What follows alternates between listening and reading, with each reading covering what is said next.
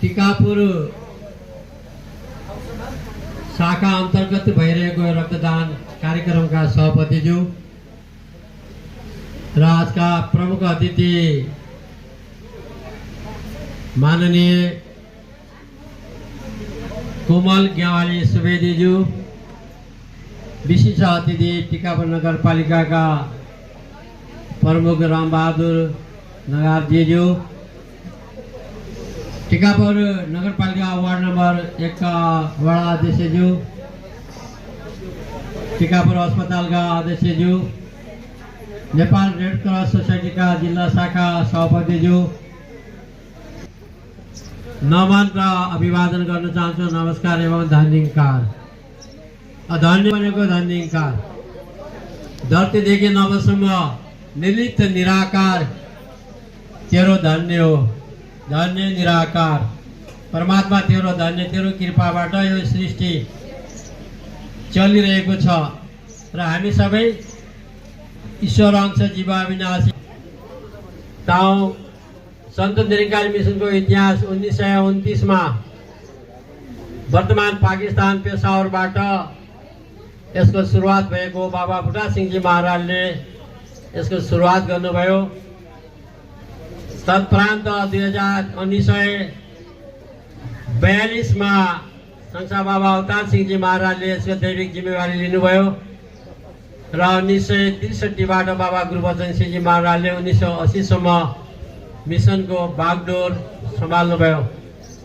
यस दौरानमा केही अराजक तत्त्वहरूले मिसनको यो शुभ कार्य, शान्ति सन्देश, विश्व बन्धुत्व भाइचाराको मिसनलाई समाप्त गर्नुको लागि हरेक प्रयास गरे र हरेक ठाउँमा आक्रमण भए अकाली दलद्वारा र 1980 24 अप्रेलको दिनमा बाबा गुरुबचन सिंहजी महाराजलाई कि हत्या गरियो, गोली हानेर हत्या गरियो।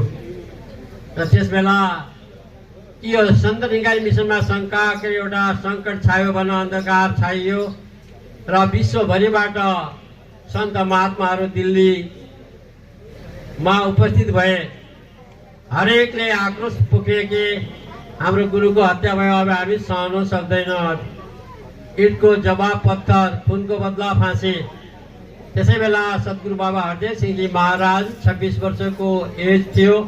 उहाँलाई नै गुरुगद्दीको आसनमा राखेर मिसनले कि गुरु तिलक गर्यो। त्यसबेला उहाँले प्रथम शब्द उच्चारण गर्नुभयो कि आज हामी सबै यहाँ देश विदेशबाट उपस्थित भएका छौँ, किन भन्दा बाबा गुरुबचन सिंहजी महाराजको हत्या भयो।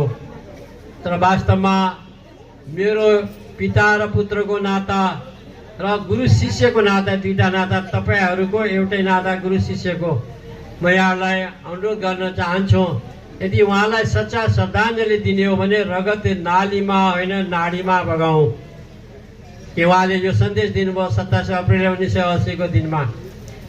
तदुपरान्त आज मिसनले 1986 बाट विश्वव्यापी रूपमा रक्तदान कार्यक्रम गर्दै आएको छ। अघि नै हामीले उद्घोषकज्यूबाट सुन्यौँ 15 लाख कति युनिट त अहिलेसम्म सङ्कलन भइसक्यो। हिजो मात्रै 24 अप्रेलमा दिल्लीमा मात्रै 40,000 युनिट सङ्कलन भएको छ। 40,000 अल इन्डियामा त लाखौँ पुगिसक्यो होला। र हामीले पनि विगत 30 वर्षदेखि सन्त निरंकारी मण्डलले नेपालका विभिन्न ठाउँमा आज त हामी करिब 39 जिल्लामा हामी रक्तदान गरिरहेका छौँ।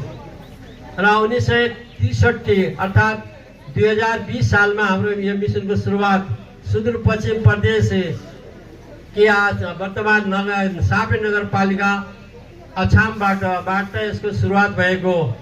यसलाई कर्मिक रूपमा आज देशका 39 जिल्लामा हाम्रा लगभग 125-30 वटा साना ठुला सत्सङ्ग भवन छन् र लाखौँको सङ्ख्यामा हाम्रो मिसनका अनुयायीहरू आज सद्गुरुको ज्ञानको छारीमा शान्ति, एकता, प्रेम, नम्रता, विश्व बन्धुत्वको भाइचाराका साथै सामाजिक तौरमा समाज सेवाको रूपमा ब्लड डोनेसन, प्रकृति प्रकोपको समयमा उद्धार र सरसफाइ अभियान अनेकौं कार्यमा आज मिसन अगाडि बढिरहेको छ। यो जगजाहेर भएको कुरा हो र म यहाँहरूलाई कि के अरे हाम्रो यसै कैलाली क्षेत्रमा एकबाट अहिले हाम्रो एउटा महिलाको रूपमा हाम्रो छोरी कि जो शासक कमल गेवाली यहाँ निर्वाचित हुनुभएको छ।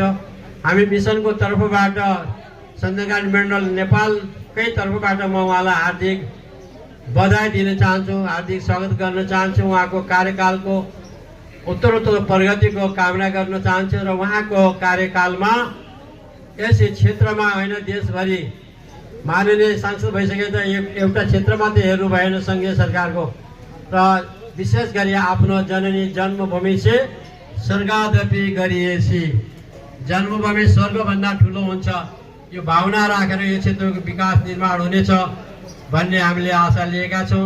अब हाम्रो मिसनमा लगभग आज हाम्रो कार्यक्रम छ। अब 11 बजेबाट कार्यक्रम हाम्रो यहाँ कमसेकम 1000-2000 को चाहिँ यहाँ हराएर उपस्थिति हुन्छ हाम्रो, र हामी प्रत्येक शनिबारमा 500-600 को यो ठाउँमा हलमा ठाउँै हुँदैन। यसलाई एउटा गोदाम टाइपको सटर लगाएर सङ्गत गरेर यसमा पनि एउटा विशाल संस्कृत भवनको आवश्यकता छ।